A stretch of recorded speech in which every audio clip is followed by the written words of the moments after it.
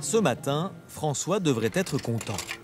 Après 3 ans de petit boulot, il a été embauché en CDI le mois dernier. Sauf que le montant en bas à droite de cette première fiche de paye a, disons, du mal à passer. Monsieur le DRH lui explique que tout est normal et qu'avec la concurrence de la Chine, de l'Inde, le prix du pétrole et la crise, chacun doit faire un effort et c'est tout.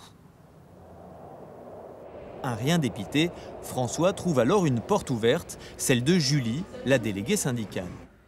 Julie se penche avec lui sur les petites lignes de son contrat, l'informe des garanties de la convention collective et l'accompagne à la DRH pour rectifier 2 petites erreurs qui changent effectivement le montant en bas à droite. À propos de montant, Leïla, elle, a découvert l'an dernier à quoi sert Julie.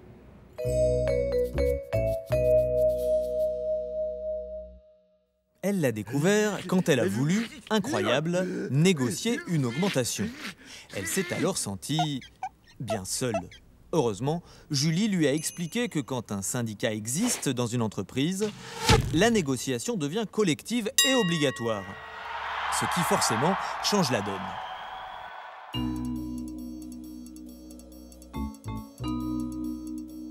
Jusqu'il y a 6 mois, Jean travaillait avec Maurice et Majid. Et puis, pour faire face à la concurrence des pays asiatiques, on a demandé à chacun de faire un effort de productivité. Un petit effort avec en plus, sympa, quelqu'un pour vous aider à tenir le rythme. Et le rythme est rapidement devenu insupportable. C'est encore chez Julie qu'on a imaginé une solution. Julie a appelé Evelyne, une juriste de FO, qui a suggéré une expertise indépendante sur les conditions de travail. Le contrôleur allait être contrôlé. À ce stade, Jean était à 2 doigts de se syndiquer, quand il se dit que ça risquait de lui attirer des ennuis. Sauf que, si aujourd'hui la sécurité sociale, la retraite ou l'assurance chômage existent, c'est parce que des syndicats se sont battus. D'ailleurs, dans les pays sans syndicat libre, les travailleurs sont exploités, ce qui permet à leurs patrons de vendre ici des produits si peu chers. Pour éviter un retour au 19e siècle, conclut Jean, il faut se battre. Dans une démocratie, c'est un droit. Personne n'est obligé de dire s'il est syndiqué et toute discrimination, y compris syndicale, est punie par la loi.